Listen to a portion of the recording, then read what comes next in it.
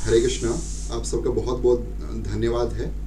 और आज जो है हम लोग गीता महात्म्य जो है उसका पाठ करेंगे और साथ ही साथ भगवान शंकराचार्य जो हैं उनके द्वारा जो 7 श्लोकी गीता महात्म्य है उसका ही पाठ करेंगे। और इसके साथ साथ हम लोग भगवत गीता के प्रथम अध्याय उसका पाठ करेंगे।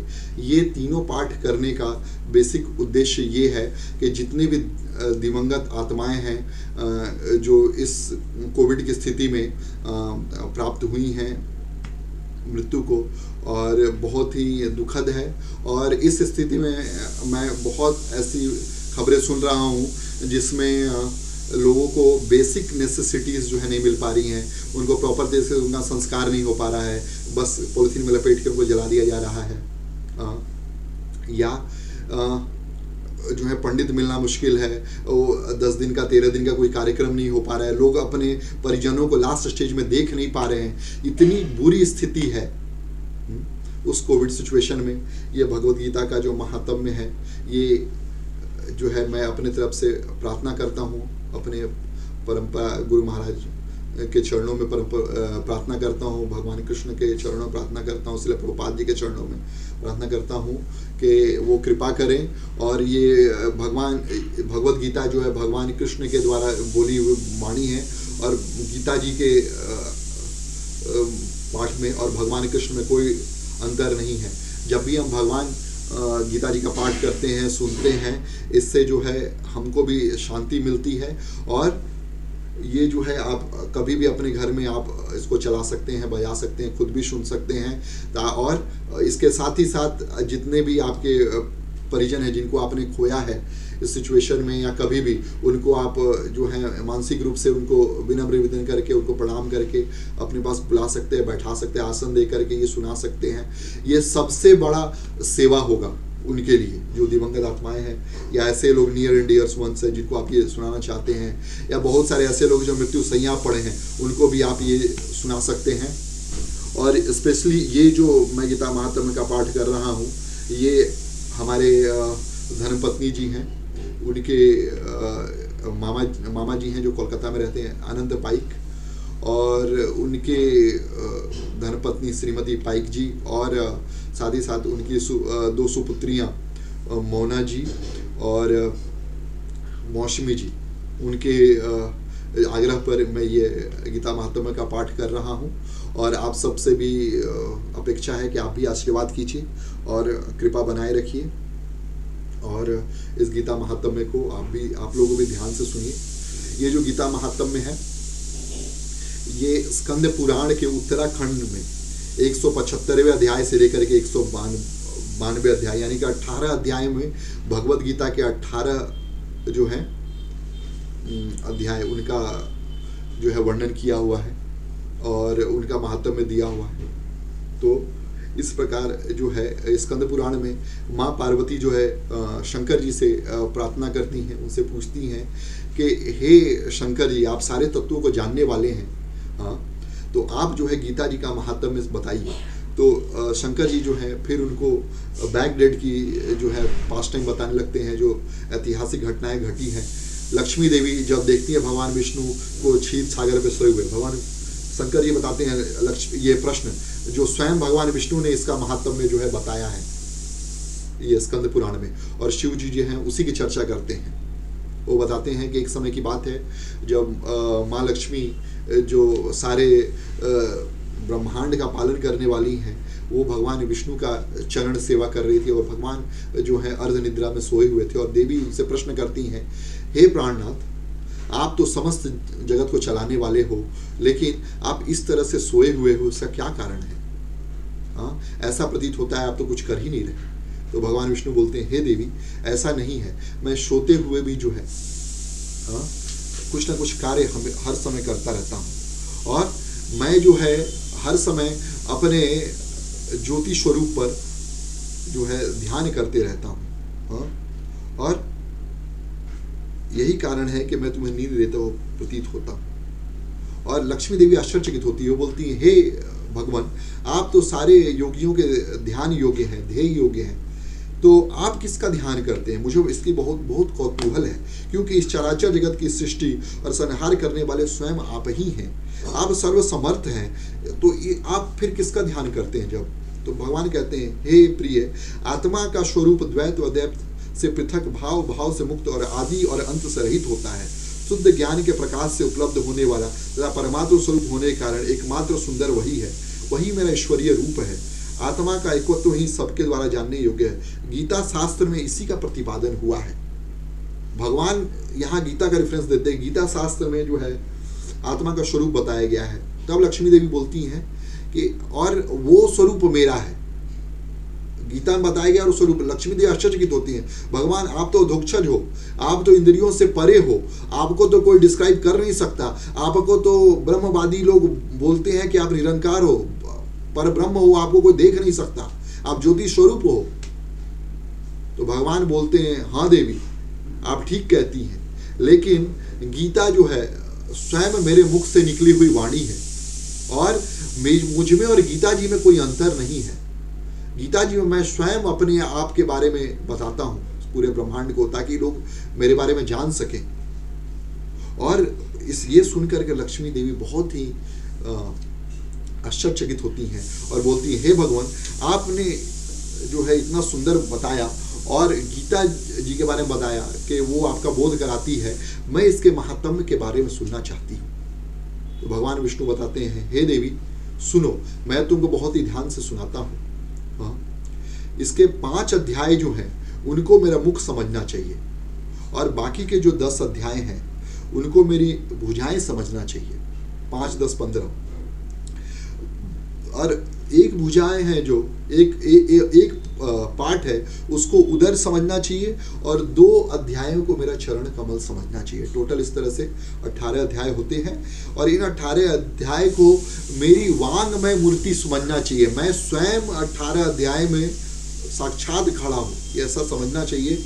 और जो उत्तम बुद्धि वाला पुरुष गीता के एक अध्याय को अथवा आधे अध्याय को अथवा एक श्लोक, आधे श्लोक या 1/4 श्लोक को भी पढ़ता है, सुनता है, समझता है, वो सुशर्मा ब्राह्मण के समान मुक्त हो जाता है।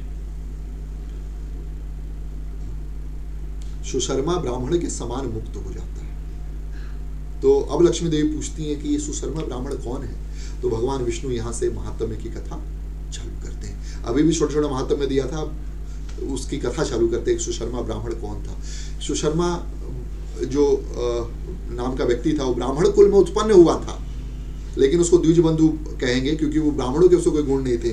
वो छली था, कपटी था, व्यभिचारी था, पर स्त्री गमन करता था, शराब पीता था, जुआ खेलता था, दूसरों को लूट लेता था और किसी से उधार ले लेकर के उसको देता नहीं था और सबको कष्ट देना, ये भी समस्या थी उसकी।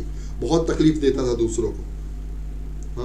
मदिरा पान करने में हमेशा लगा रहता था और जंगल से पत्ते चुन के लाके पत्ते बेचता था। आजकल पत्ते बेचते हैं ना बीड़ी बनाने के लिए आज भी वो परंपरा चली आ रही है। पत्ते, तेंदू के पत्ते बीड़ी बनाने के लिए यूज होते हैं। तो वो ये काम किया करता था, खुद भी बीड़ी सिगरेट पिएगा और दूसरों की व्यवस्था करेगा। तो इसी तरीके से क्या हुआ, एक दिन वो ऋषि के आश्रम में गया हुआ था, ऋषियों के आश्रम में, वहां पे जो है पत्ते चुनने के लिए, लेकिन उसका काल रूपी सर्प वहां जो है प्रतीक्षा कर रहा था और उस काल रूपी सर्प ने उसको डस लिया और तत्काल उस क्षण उसकी मृत्यु हुई और यमराज के पास गया और यमलोक में उसको घोर यातनाएं सहनी पड़ी अपने पाप कर्म के कारण। और ये यातनाओं का, नरकों का जो डिस्क्रिप्शन है वो 5वें अध्याय में आता है। श्रीमद् भागवतम के 5वें स्कंद में अंतिम अध्याय में आता है कि 28 प्रकार के नरक होते हैं और उसमें कैसे मनुष्य कौन कौन से पाप के लिए कौन कौन से दंड झेलता है और इस तरह से करते हुए, दुख झेलते हुए उसने अपना जीवन व्यतीत किया। और अगले जन्म में जो है वो एक बैल के रूप में जन्म लिया और वो बैल भी पंगु बैल था, पैर ठीक से उसके काम नहीं करते थे और जिसके घर उसने जन्म लिया वो उसको दिन भर हल जुतवाता था। आप देखिए, ये व्यक्ति जन्म पंगु बन के लिया और बैल बन के लिया। बैल व्यक्ति तब बनता है जब वो किसी का कर्ज लिया, अगर आप भी कर किसी कर्ज लिया है, इस जन्म में ही चुका के जाइए, अच्छे जाइए उसे, नहीं तो क्षमा मांग करके जाइए। आप नहीं चुकाने में समर्थ है, बताइए उनको, कुछ सेवा कीजिए उनकी अच्छे से, शारीरिक रूप से कीजिए, मानसिक रूप से कीजिए। भगवान से प्रार्थना कीजिए कि हे भगवान, मुझको आप सहायता करें ताकि मैं ऋण से मुक्त हो जाऊं। इस तरीके से जो व्यक्ति इस जन्म में मृत्यु को प्राप्त होते हैं ऋण किसी का लेकर के, चुका करके, तो उनके परिजनों को भी गीता जी का पाठ करना चाहिए, गीता जी का अध्याय का पाठ करना चाहिए, ताकि वो व्यक्ति अगर उसका कुछ भी नहीं है, कुछ भी दान देने के लिए नहीं है, तो सिर्फ गीता जी का पाठ करे रोज, और भगवान के नाम का हरि नाम संकीर्तन, हरे कृष्ण कृष्ण कृष्ण हरे हरे, हरे राम राम राम हरे हरे, इसका जाप करे, तो उसके सारे पाप खत्म होते हैं, उसका जितने भी ऋण है वो सब खत्म होते हैं, उसके नरक की योनियों की यातनाएं खत्म होती हैं, और वो भगवत भक्ति को व्यक्ति प्राप्त करता है, उच्च योनियों में जन्म लेता है। इस तरीके से वो ब्राह्मण जो है, वो ब्राह्मण बैल बना यातना सहने के बाद, और वो भी 7-8 साल काम करते करते वो थक के एक बार खेत में गिरा और मूर्छित होकर गिर गया था, बेहोश था। और सब कुछ लोग वहां एकत्रित हुए, उन लोगों ने अपना कुछ कुछ पुण्य जो है उस बैल को दिया, और वहां पे एक वैश्या भी थी, उसने भी अपना कुछ पुण्य उसको दिया। तो ये नियम है, जब भी हम एकत्रित हो, जहां पे व्यक्ति अंतिम सांसें गिन रहा हो, अंतिम कष्ट में हो, तो हमको भी अपना कुछ भगवान से हरे कृष्ण कीर्तन, सबसे बड़ा पुण्य का काम है हरि नाम संकीर्तन करना, हरे कृष्ण कृष्ण कृष्ण हरे हरे, हरे राम राम राम हरे हरे। तो इस मंत्र का जाप जो है उसके लिए जरूर करें। आप उसको रुपया दे सकते हो, पैसा दे सकते हो, कोई बड़ी चीज नहीं, रुपया पैसा उसको हेल्प नहीं करेगा, लेकिन भगवान का नाम उसको हेल्प करेगा। लगातार उसके सामने हरिनाम कीर्तन करते रहें, और व्यक्ति वो हरिनाम कीर्तन सुनते सुनते प्राण छोड़े, ये सबसे बड़ी सदगति है। इतना तो करना स्वामी, जब प्राण तन से निकले, गोविंद नाम लेकर तब प्राण तन से निकले। हाँ, इतना करना बस कि जब भी प्राण निकले गोविंद का नाम लेकर के निकले। तो इस तरीके से हमको भागवत, ये जब भी व्यक्ति किसी मरणासन व्यक्ति के पास जाएं तो पुण्य करें, और उस पुण्य का जो फल है उनको दें। तो इस तरीके से सब लोगों ने उस पुण्य का फल जो बैल को दिया, और उसमें से एक वैश्या भी थी, उस वैश्या ने भी अपना पुण्य का जो है, मैंने जितने भी पुण्य किए हो सबके देखा देखी, उसने भी थोड़ा सा अपना पुण्य का दान किया, और इस प्रकार वो बैल मरा, मूर्छित होकर फिर गया यमराज जी के पास, क्योंकि यमराज जी हिसाब करते हैं पुण्य और पाप का। यमराज जी ने देखा कि इसके सारे पाप फल तो खत्म हो चुके हैं, और उसने देखा, बताया, वो बातचीत कर रहे हैं चित्रगुप्त जी से, बोल रहे हैं, हे चित्रगुप्त जी, वैश्या के पुण्य फल के प्रभाव से ये जो है पाप योनि से मुक्त हो चुका है, अब जो है इसको जो है अच्छे योनि में भेज रहे हैं, और उसको जो है वैष्णव फैमिली में, भगवान के भक्तों के फैमिली में, जो वैष्णव ब्राह्मण थे उनकी फैमिली में उनको जन्म मिला, और सुने हमेशा स्टार्टिंग से ही भगवान की भक्ति में अपना मन लगाया, और हरे कृष्ण महामंत्र का जाप किया, और हर समय, और वेदों का पाठ करता था वो, और उसको लेकिन अपने पुण्य कर्मों के द्वारा उसको अपने पिछले जन्मों की स्मृति थी। तो वो जो है व्यक्ति वैश्या के पास गया, और उसने प्रार्थना की कि हे देवी, आप बताएं कि किस प्रकार आपके पुण्यों से मुझको यह गति प्राप्त हुई है। उस वैश्या ने बताया कि हे ब्राह्मण श्रेष्ठ, हे द्विश्रेष्ठ, मैंने तो कोई अपने जीवन में कोई कर्म नहीं किए, अच्छे कर्म नहीं किए, हमेशा बुरे कर्म में व्यतीत रही हूँ, व्यभिचार में व्यतीत रही हूँ, मदिरापान में व्यतीत रही हूँ, लोगों को धोखा दिया है। लेकिन जब भी मैं इस पिंजड़े में बंद तोते, एक तोता को दिखाया उसने कि पिंजड़े में बंद है, इस तोते के मुख से निकले हुए वेद वाक्यों को सुनती हूँ, मंत्रों को सुनती हूँ, तो मेरा जो चित्त है वो शुद्ध हो जाता है, और द्रवित हो जाता है, और भगवान के प्रेम से भर जाता है, और मैं आंखों से आंसू बहा करके रोने लगती हूँ। तो आप जो है इस तोते से पूछिए कि क्या है, क्यों है। तो फिर वो द्विश्रेष्ठ ने उस तोते से प्रश्न किया, और उस तोते ने बताया कि हे ब्राह्मण, मैं पूर्व जन्म में मैं भी एक बहुत बड़ा ब्राह्मण था, वेद पाठी ब्राह्मण था, और मुझको अपनी विद्वता पे बहुत घमंड था, और इस प्रकार मैं अपने गुरुजनों का तिरस्कार करता था, अपने से जो सम्माननीय व्यक्ति हैं, जो मुझसे ज्ञान में श्रेष्ठ थे, जो मुझसे पद में श्रेष्ठ थे, और जो मुझसे उम्र में श्रेष्ठ थे, इन तीनों व्यक्तियों को मैं उपहास उड़ाया करता था, उनसे ईर्ष्या द्वेष करता था। इसलिए मुझको जो है मृत्यु के बाद जो है यातनाओं का सामना करना पड़ा, नरक की यातनाओं का, और मैंने इस तोते के रूप में जन्म लिया। लेकिन गुरु महाराज के कृपा से, प्रभाव से और पिछले जन्म में किए गए पुण्य फलों से मेरी स्मृति जो है वो बिल्कुल क्षीण नहीं हुई थी। मैं सब जानता था और इस प्रकार मैं हर जगह उड़ता था कि भगवत संग मिले। लेकिन एक दिन है, मैं ग्रीष्म काल में जो है मुझको जैसे हीट स्ट्रोक लगता है, उस पर ग्रीष्म काल में पानी नहीं मिल पाने के कारण मैं मूर्छित होकर के गिर गया रास्ते में, और मुझको ऋषियों ने उठाया और ला करके आश्रम एक पिंजड़े में रखा। और वहाँ जो है वो ऋषि हर दिन प्रथम भगवत गीता के प्रथम अध्याय का आवर्तन करते थे, और उस आवर्तन को सुन करके मैं जो है उनको सीखा, उनको श्रवण किया, और वही जो है मैं हर समय दोहराया करता था। और कुछ दिन के बाद जब ऋषि मुनि यज्ञ तपस्या के लिए बाहर गए थे, तो एक चोर जो है मुझको पिंजड़े सहित उठा लाए और इस देवी को बेच दिया। और तब से मैं यहाँ हूँ और भगवत गीता के प्रथम अध्याय का पाठ करता हूँ और अपने आज जीवन धन्य बनाता हूँ। उसी से जो वेश्या की भी मुक्ति हुई है, ये वेश्या ने भी सुना और उस ब्राह्मण ने भी सुना, और तीनों लोगों ने यह प्रण लिया कि हम हर रोज भगवत गीता के अध्याय प्रथम का पालन करेंगे, और वो भगवान जो मुकुंद है, जो मुक्ति देने वाले हैं, उनको जो है हम लोग हमेशा स्मरण करेंगे। और हरे कृष्ण कृष्ण कृष्ण हरे हरे, हरे राम राम राम हरे हरे ये गाएंगे और भगवान का भजन करेंगे। तो आप लोग सबसे विनम्र निवेदन है, आप भी गीता महात्म्य को सुनिए और अपने जीवन में उतारिए। और इस तरीके से गीता जी का जो है महात्म्य हुआ। और अब जो है हम लोग शंकराचार्य जी का द्वारा लिखी हुई महात्म्य है 7 श्लोक की, वो पढ़ेंगे। और उसके बाद हम लोग ये जो है गीता महात्म्य पढ़ेंगे।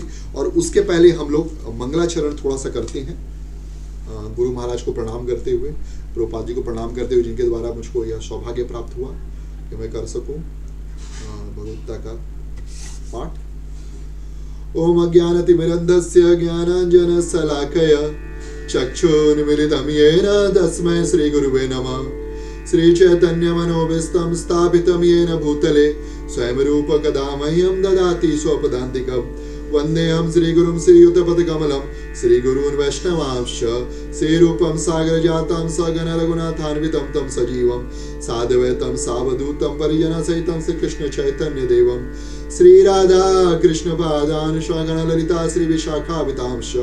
नमो विष्णुपादाय कृष्णपृष्ठाय भूतले श्रीमते भक्तिवेदान्त स्वामीति नामिने। नमस्ते सारस्वते देवे गौरवाणी प्रचारिणे निर्विशेष शून्यवादी पाश्चात्य देश तारिणे। जय श्री कृष्ण चैतन्य प्रभु नित्यानंद श्री अद्वैत गदाधर श्रीवासादि गौर भक्तवृंद। हरे कृष्ण कृष्ण कृष्ण हरे हरे, हरे राम राम राम हरे हरे। मुखं करोति वाचालं पंगुं लंघयते गिरिं यत्कृपातमहं वन्दे श्रीगुरुदीनतारिणं। परमानंद माधवं श्री चैतन्य ईश्वरम्। श्रीमद् शंकराचार्य कृत गीता महात्म्य। गीता शास्त्रमिदं पुण्यं यः पठेत् प्रयतः पुमान् विष्णुपदमवाप्नोति भयशोकादिवर्जितः। गीताध्ययनशीलस्य प्राणायां परस्य च नैव सन्ति पापानि पूर्वजन्म कृतानि च। मलनिर्मोचनं पुंसां जलस्नानं दिने दिने शकृत गीतामृतं स्नानं संसारमलनाशनं। गीता सुगीता कर्तव्या किमन्य शास्त्र विस्तरः या स्वयं पद्मनाभस्य मुखपद्मात् विनिश्रिता। भारतामृत सर्वस्वं विष्णुवक्ताद् विनिश्रितं। गीता गंगोदकं पीत्वा पुनर्जन्म न विद्यते। सर्वोपनिषदो गावो दुग्धा गोपालनंदन पार्थवत्स सुधीर्भोक्ता दुग्धम गीतामृतं महत्। एको सहस्रम देवकी पुत्र गीतम एको देवो देवकी पुत्र एवो मंत्रस्य तस्य नमानि यानि कर्मापि एकं तस्य देवस्य सेवा। हरे कृष्णा। तो ये जगत गुरु शंकराचार्य जी के द्वारा लिखा हुआ गीता महात्म्य का 7 श्लोक है। और अब हम लोग जो है भगवत गीता के पाठ को स्वस्वर पाठ करेंगे, स्वस्वर, और इसको ये करेंगे। ओम श्री कृष्ण परमात्मने नमः। अथ श्रीमद्भगवद्गीता अथ प्रथमोऽध्यायः। धृतराष्ट्र उवाच धर्मक्षेत्रे कुरुक्षेत्रे सामवेतायुत्सवः मामका पाण्डवाश्चैव किम् अकुर्वत संजय उवाच दृष्ट्वा तु पाण्डवानीकं विधं दुर्योधनस्तथा आचार्यमुपसंगम्य राजा वचन अब्रवीत् पश्यतां पाण्डुपुत्राणाम् आचार्यं महतीं च विडां द्रुपदपुत्रेण तव शिष्येन धीमता अत्र सुरा महेश्वासा भीमार्जुन समायुधि युयुद्धानो विराटश्च द्रुपदश्च महारथ दृष्टकेतुश्चेकितानः काशीराजस्य च वीर्यवान् पुर्जित कुन्तीभोजश्च शैब्यश्च नरपुङ्गव युद्धामनुष्य विक्रांत उत्तमजश्च वीर्यवान् सौभद्रद्रौपदेयश्च सर्व एव महारथाः अस्माकं तु विशिष्टाये तान् निबोध द्विजोत्तम नायका मम सैन्यस्य संज्ञार्थं तान् ब्रवीमि ते भवान् भीष्मश्च कर्णश्च कृपश्च समितिञ्जय अश्वत्थामा विकर्णश्च सौमदत्तिस्तथैव च अन्ये च बहवः शूरा मदर्थे तक्तजीविता नानाशास्त्रप्रहरणा सर्वे युद्धविशारदा अपर्याप्तं तदस्माकं बलं भीष्माभिरक्षितं पर्याप्तं तु इदं तेषां बलं भीमाभिरक्षितम् अयनेषु च सर्वेषु यथाभाग अवस्थिता भीष्ममेवाभिरक्षन्तु भवन्तः सर्व एव हि तस्य सञ्जनयन् हर्षं कुरु वृद्ध पितामहः सिंहनाद विनोदच्चये शङ्खदध्मो प्रतापवान् तदशङ्खश्च भैर्यश्च प्रणव आनक गोमुखा सहसा एव अभ्यहन्यन्त सशब्दो तुमुलो भव तदा श्वेतर्हयुक्ते महती शनिन्दने स्थितो माधवा पाण्डवाश्चैव दिव्यशङ्खो प्रदद्मतु पाञ्चजन्यं ऋषिकेशं देवदत्तं विकोदरा पौण्ड्रदत्तो महाशङ्ख भीमकर्मा विकोदरा अनंत विजयो राजा कुन्तीपुत्र युधिष्ठिर नकुल स देवश्च सुकोश मणिपुष्पका काश्यश्च परमेश्वास शिखण्डिश्च महारथः धृष्टद्युम्नो विराटश्च सात्यकिश्च अपराजितः द्रुपदद्रौपदेयश्च सर्वश पृथ्वीपते सौभद्रश्च महाबाहु शङ्खान् दद्मो पृथक् पृथक् सघोषो धातराष्ट्राणां हृदयानि वर्धारयत् नवश्च पृथ्वीं चैव तुमुलो भयनुनादयन् अथ व्यवस्थितान् दुष्टा धातराष्ट्रान् कपिध्वज प्रवृत्ते शस्त्र सम्पादे धनुरुद्धमय पाण्डव ऋषिकेशं तदा वाक्यमिदमहं हीपते श्री अर्जुन उवाच सेनयोरुभयोर्मध्ये रथं स्थापयाम्यच्युत यावदेतान् निरीक्ष्यामि योद्धुकामान् अवस्थितान् कैमया स योद्धव्यम् अस्मिन् रणसमुद्यमे योत्समानानामैक्ष्यहं यते यत्र समागता धातराष्ट्राश्च दुर्बुद्धे युद्धे प्रियचिकित्सवः संजय उवाच एवमुक्त्वा ऋषिकेशो गुणाकेशेन भारत सेनयोरुभयोर्मध्ये स्थापित्वा रथोत्तमं भीष्मद्रोणं प्रमुक्तः सर्वेषां च मैक्षितां वाच वाच पश्यतां सार्वेतां कुरुरिति तस्मात् अपश्यति स्थितान् पार्थ पृथ्वीनत् पृथ्वीमहान् आचार्य मातुलान् भातीन् पुत्रान् पौत्रान् सखिंस्तथा श्वशुरान् शूद्रश्चैव सेनयोरुभयोरपि तान् समीक्षत कौन्तेय शर्वान् बन्धूनवस्थितान् कृपया पर्याविष्टो विस्निग्धन्निदम् अब्रवीत् से अर्जुन उवाच दृष्ट्वेमं स्वजनं कृष्णं युत्सु समुपस्थितं सिदन्ति मम गात्राणि मुखं च विशुष्यति वेपतुस्थ शरीरे मे रोमहर्षश्च जायते गाण्डीवं संस्तते हस्तात् त्वक् च परिदह्यते न च शक्नोमि अवस्थातुं भ्रमति च मे मनः निमित्तानि च पश्यामि विपरीतानि च केशव न च श्रेयोनुपश्यामि हत्वा स्वजनमाहवे न काञ्चे विजयं कृष्ण न च राज्य सुखानि च किं नो राज्येन गोविन्द किं भोगर्जीवितेन वा येषामच्छे काञ्चितं नो राज्यं भोगा सुखानि च तमेव अवस्थितान् युद्धे प्राणान् त्यक्त्वा धनानि च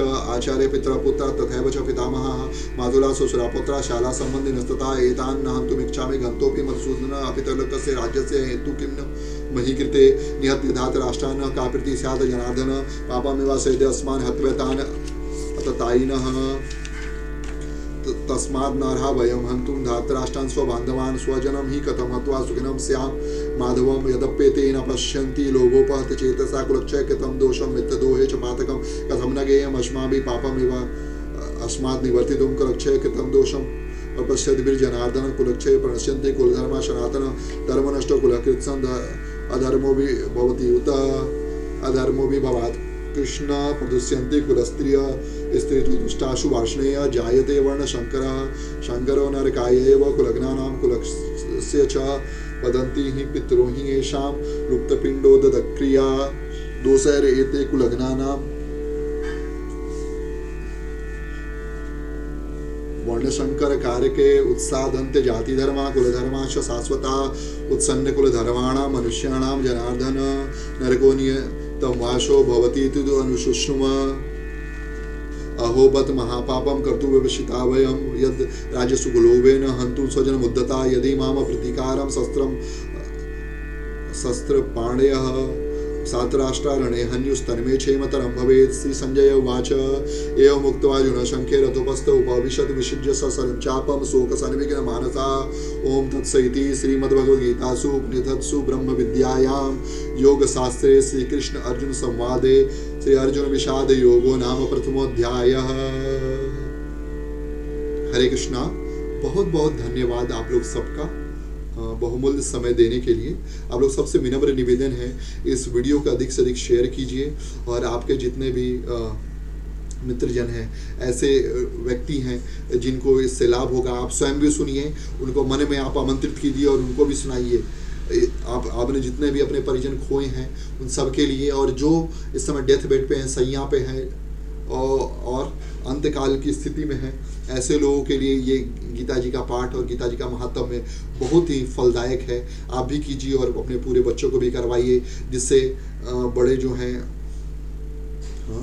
बड़ों में बच्चों की श्रद्धा होगी और बड़े जो हैं छोटों पे विश्वास कर पाएंगे और बड़ों को प्रेम दे पाएंगे। हरे कृष्णा। बहुत बहुत धन्यवाद। श्रील प्रभुपाद की जय, श्री गुरुदेव की जय, ताई गौर प्रेमानंदे। हरि हरि बोल। हरे कृष्णा।